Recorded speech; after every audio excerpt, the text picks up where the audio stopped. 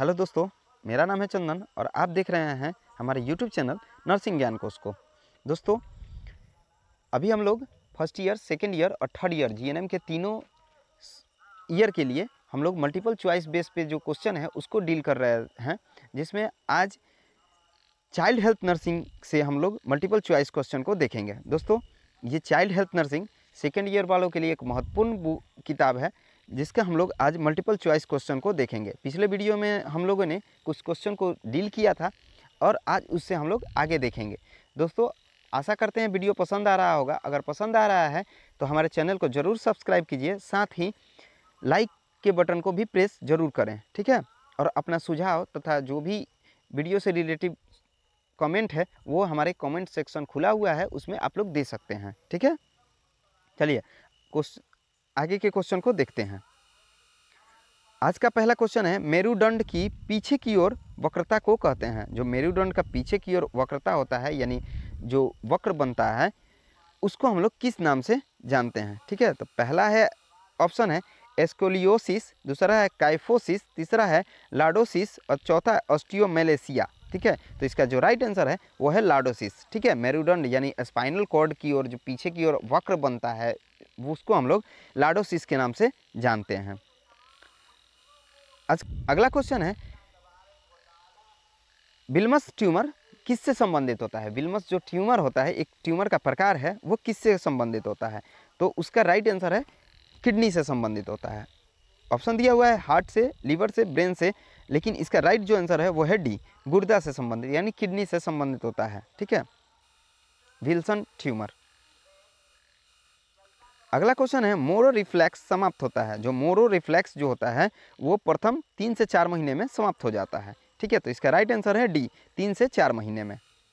अगला क्वेश्चन है, पोस्टीरियर फोंटानेल का आकार कैसा होता है। जो पोस्टीरियर फोंटानेल होता है उसका आकार कैसा होता है। तो पिछले वीडियो में भी हमने बताया था पोस्टीरियर फोंटानेल के बारे में, आज पूछ रहा है इसका शेप के बारे में। तो इसका राइट आंसर है त्रिकोण यानी ट्रायंगुलर। जो पोस्टीरियर फोंटानेल होता है उसका जो आकार होता है वो त्रिकोणीय होता है, यानी ट्रायंगुलर शेप का होता है। चलिए आगे बढ़ते हैं। अगला क्वेश्चन है, ओरल थ्रस, ठीक है। जो बच्चा में मुंह पक जाता है ना, मुंह पकना जिसको बोलते हैं, उसका कारक क्या है या वो किसके कारण होता है। तो वो होता है फफूंद के कारण, ठीक है। जिसमें बच्चा या किसी के भी मुंह में फफूंद जो होता है वो क्या करता है कि मुंह में चारों तरफ लाल लाल टाइप का धब्बा बनाना शुरू करता है, ठीक है, या घमौरी टाइप का होना शुरू होता है, ठीक है, जिससे खाने में कठिनाइयाँ आती है और मुंह में पूरा छाला पड़ जाता है। तो उसको हम लोग ओरल थ्रस के नाम से जानते हैं, जो फंगस के कारण होता है। अगला क्वेश्चन है, बच्चों में प्रोटीन की कमी से क्या होता है, ठीक है। ऑप्शन दिया हुआ है मलेरिया, रतौंधी, स्कर्वी और क्वासियोरिकर, ठीक है। क्वासियोरिकर जो होता है वही होता है प्रोटीन की कमी से, बाद बाकी जो भी है या तो प्रोटोजोआ या फिर विटामिन की कमी से होने वाला रोग दिया हुआ है। ऊपर जो भी ऑप्शन दिया हुआ है या तो विटामिन की कमी से होता है या प्रोटोजुआ के कारण या मच्छर के कारण होता है, ठीक है। तो क्वासियोरिकर ही इसका राइट आंसर है, जो प्रोटीन की कमी से होता है। अगला क्वेश्चन है, मस्तिष्क के पर्दा को क्या कहते हैं। जो मस्तिष्क का पर्दा होता है उसको हम लोग किस नाम से जानते हैं। जो मस्तिष्क में इन्फ्लामेशन हो जाता है उसको हम लोग एंसेफ्लाइटिस के नाम से जानते हैं, ठीक है। एक आमतौर पे अभी बहुत ज़्यादा चर्चित है जापानी इंसेफ्लाइटिस, जो बुखार आता है जिसे हम लोग चमकी बुखार के भी नाम से जानते हैं, बहुत ज़्यादा गंभीर अभिरूप लेता है कभी कभार, ठीक है। तो इसका राइट आंसर है एंसेफ्लाइटिस। अगला क्वेश्चन है, मेरुदंड की मध्य रेखा से बगल की ओर वक्रता को कहते हैं, ठीक है। मध्य रेखा से बगल एक होता है मध्य रेखा के जस्ट बगल में जो होता है वो, और एक होता है मध्य रेखा के सामने जो होता है वो वक्र। तो मध्य रेखा के ठीक बगल में जो वक्रता होती है उसको हम लोग किस नाम से जानते हैं। तो उसको बोलते हैं स्केलियोसिस, ठीक है। स्केलियोसिस ही मध्य रेखा से बगल की ओर जो वक्रता होती है यानी टेढ़ा पड़ जाता है जो मेरुदंड, उसी को स्केलियोसिस के नाम से हम लोग जानते हैं, जो स्पाइनल कॉर्ड के ठीक बगल में स्थित होती है, ठीक है। अगला क्वेश्चन है, यह एक कुनिर्माण होता है जिसमें मूत्र मार्ग की नलिका शीशन के निचली सतह पर खुलती है। जब ये बीमारी होता है ना तो दो तरह का होता है, या तो जो शीशन का जो नलिका होती है मूत्र मार्ग का वो या तो ऊपर की ओर खुलेगी और नहीं तो नीचे की तरफ खुलेगी, ठीक है। तो ऊपर की जो तरफ खुलती है तो उसको एपीएस्पेडियसिस के नाम से जानते हैं, और नीचे की तरफ जब खुलती है तो उसको हाइपोएस्पेडियस के नाम से हम लोग जानते हैं, जिसमें शीशन का जो मूत्र मार्ग का जो रास्ता है वो नीचे की तरफ खुलता है, सामान्य से नीचे की तरफ होता है, ठीक है, उसका जो छिद्र होता है वो नीचे की तरफ होता है, और एपीएस्पेडियस में ऊपर की तरफ होता है। तो इसका राइट आंसर है बी, नीचे की तरफ जब खुलेगा तो हाइपोएस्पेडियस के नाम से जानते हैं, ऊपर की तरफ जब खुलेगा तो एपीएस्पेडियस के नाम से हम लोग जानते हैं। अगला क्वेश्चन है, माँ के स्तन में दूध बनने के लिए हार्मोन सहायता करता है, या कौन सा हार्मोन माँ के स्तन में दूध बनने के लिए जो हार्मोन होता है उसको सहायता प्रदान करता है, तो वो होता है प्रोलैक्टिन, ठीक है। प्रोलैक्टिन हार्मोन ही माँ के स्तन में दूध बनने का उत्तरदायी होता है।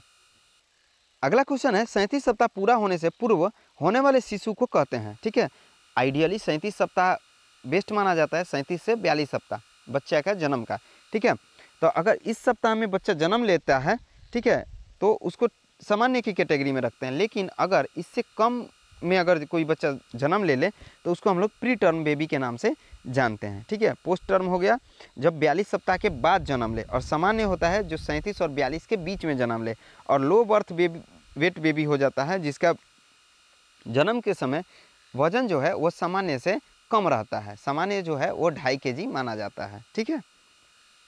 अगला क्वेश्चन है, पैर का वह विकार जिसमें चलते समय पंजा धरातल से ऊपर और एड़ी धरातल पर होता है, ठीक है। जब पैर एक विकार है जिसमें क्या होता है, पैर का जो जब हम लोग चलते हैं उस समय पंजा जो है वो ऊपर उठा हुआ रहता है और एड़ी जो है वो ज़मीन से सटा हुआ रहता है या सतह से सटा हुआ रहता है, उस स्थिति को टेलिपस कैल्केनस के नाम से हम लोग जानते हैं, ठीक है। पैर में यह एक विकार है जिसमें पंजा जो है वो धरातल से चिपका हुआ रहता है और एड़ी धरातल से ऊपर उठा हुआ रहता है, जिसे टेलिपस कैल्केनस के हम लोग नाम से जानते हैं।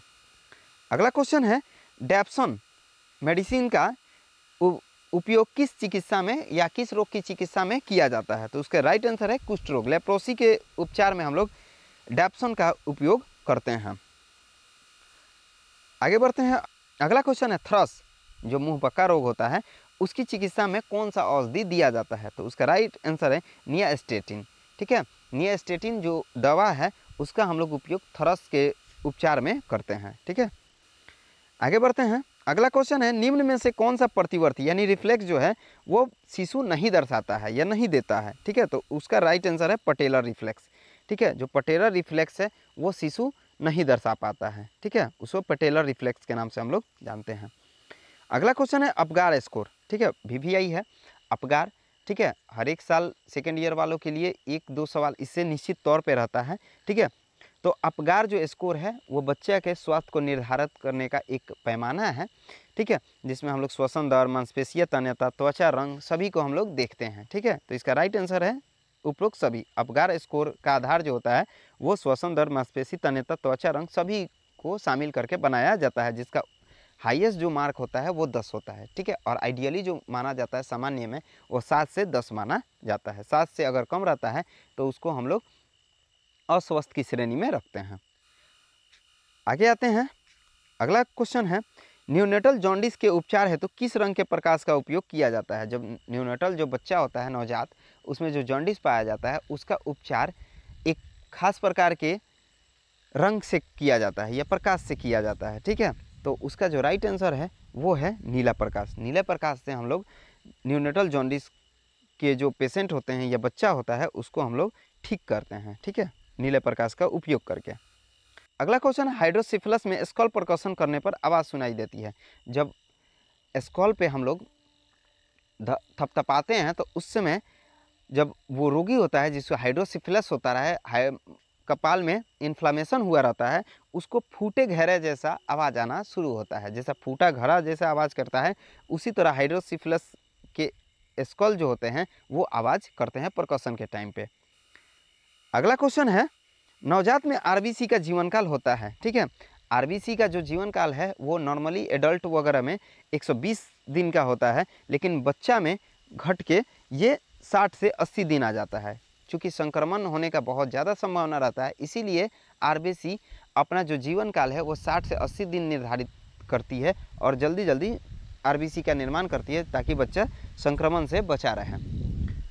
अगला क्वेश्चन है, बच्चों की टॉयलेट ट्रेनिंग हेतु उपयुक्त समय होता है। बच्चों को टॉयलेट खुद से कराने के लिए प्रेरित करने का जो उचित समय होता है वो 1 से 3 साल आइडियली माना जाता है। ठीक है, यानी बच्चों का टॉयलेट ट्रेनिंग का शुरुआत 1 से 3 साल की एज में शुरू हो जाता है। ठीक है, अगला क्वेश्चन है पीलिया, यानी जॉन्डिस का दूसरा नाम है। तो पीलिया को और 2 नामों से जानते हैं, जॉन्डिस को 2 और नामों से जानते हैं। इसका उपचार जो बच्चों में होता है वो नीले प्रकाश के अंदर रख के किया जाता है। इसका 2 और नाम है जिसे हम लोग बोलते हैं इक्टेरस, और दूसरा का है हाइपर बिलिरुबिन एनीमिया। ठीक है, हाइपर जिसमें बिलिरुबिन का मात्रा जो होता है वो उच्च हो जाता है। ठीक है, अगला क्वेश्चन है विडाल जो टेस्ट होता है वो कब कराना चाहिए। विडाल जो टेस्ट है वो कब कराना चाहिए।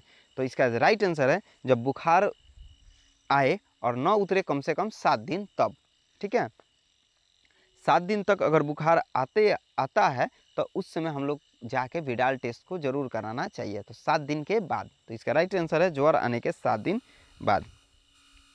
आज के लिए बस इतना ही। आशा करते हैं वीडियो पसंद आया होगा।